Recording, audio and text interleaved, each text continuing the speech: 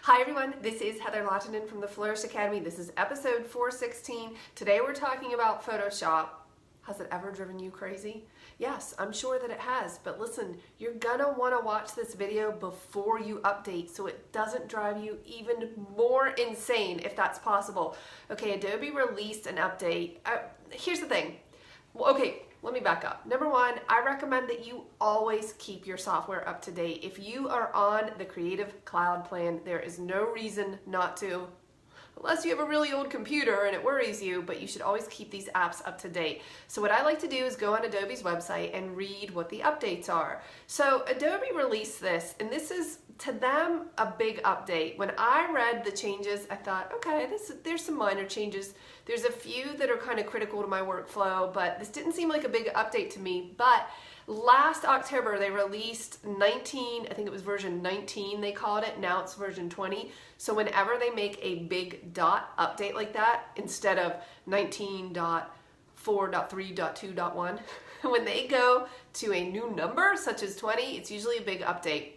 So I was looking at all of these changes, and there were a couple of things that you really need to know. This is very important. If Photoshop drives you crazy, if you use Photoshop, hey, can you comment below and let me know if it drives you crazy? There are 5 changes that I'm going to talk about today. One of them is pretty important. Okay, the first one I kind of like. It's the way that you undo the last command. So traditionally in Photoshop, if you pressed Command or Control Z to undo something, it would undo that step only. It would only go back once. If you wanted to undo several steps through the history, you would press Command Option Z or Control Alt Z. So you would add the Alt or Option key in order to step back through your history. Well, they changed that. It's now just straight up Command Z. So previously, you could only hit Command Z once, but now you can, or Control, but now you can hit it multiple times. And I quite like that. That's pretty nice. And yes, for those of you that are watching this on YouTube later, I will do a screencast with all these changes, but there's just one change that I had to get out there so people didn't jump off a bridge. Okay, the second one is Content Fill Workspace. It has its own new dedicated workspace, which should be interesting. I played with it a little bit, not enough to make a tutorial, but I'll get there. I think it's just gonna be a little bit more robust, which is good because it's a feature that I use all the time. Do you use Content Aware Fill?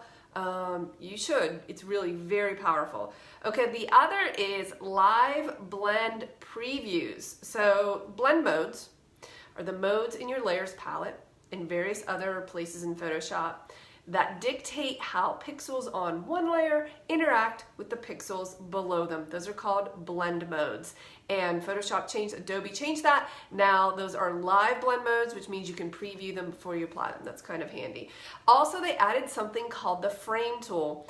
And the frame tool is really neat because it can do auto clipping for you. So previously, if you were to clip an image into a space, we didn't call it a frame at the time, we just said a bounding box, you would place the image over top of that in the layers palette, hold down Alt or Option and click. I have several videos on clipping masks. I just released one last week. It's about the Christmas card template, so you could check that out. But Photoshop changed the way this works, and I think they've made it much easier.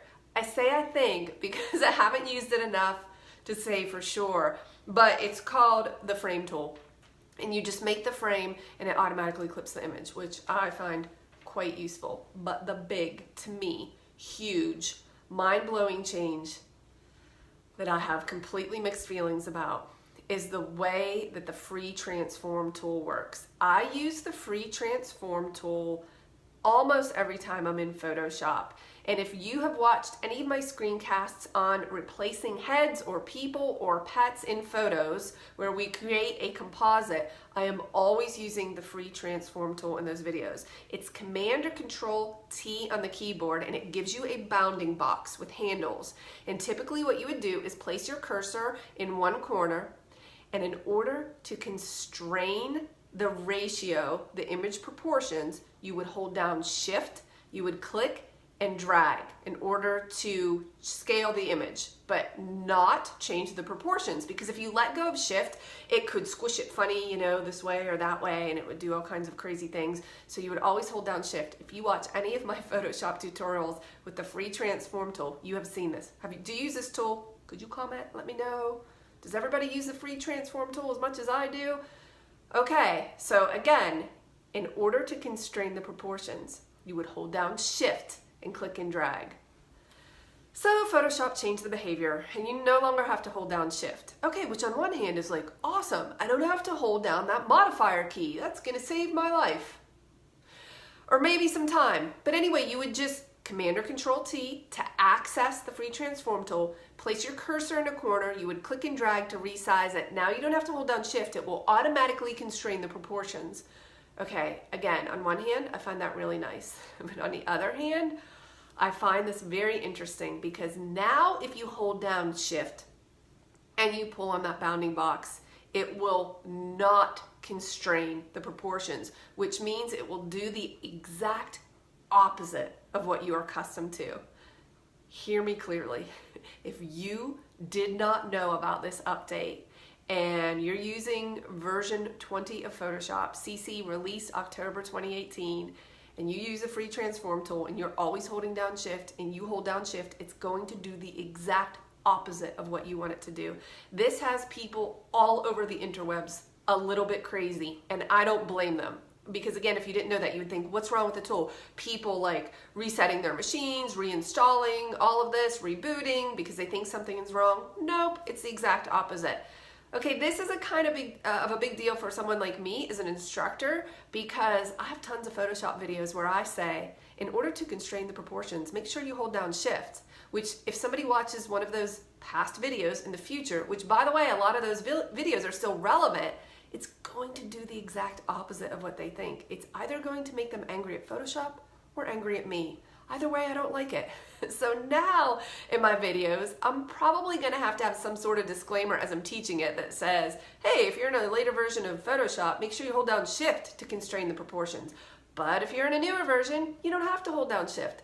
That's where this change got a little bit tricky to me. I almost wish that they had left Shift alone, added the feature that you don't have to hold it, that's great, but left it so that if you did hold Shift, it would still constrain the proportions, and maybe assigned another modifier key to help you squish it, because there is a place for that. Typically not for photographers, but for a lot of graphic artists, they would use that. We just wouldn't. So I kind of wish that's how it went. I'm just giving you this warning so that it doesn't drive you crazy when you're trying to edit your photos at 1 a.m., which you shouldn't be doing, but you're busy, it's fall. So when you're using a free transform tool, just be warned, it's going to do the opposite of what you think. And if you're watching any of my tutorials or anyone else, then you'll see this behavior. And as a general rule of thumb, if you're watching a tutorial that's older and a modifier key, when I'm talking about modifier keys, I'm speaking of Shift, Command, Control, Alt, or Option. If it doesn't work the way you think, just let go of the modifier and try it because Adobe may have changed it. I hope that you found this useful. In the next video, I'm going to be talking about the Lightroom changes. I'll see you then.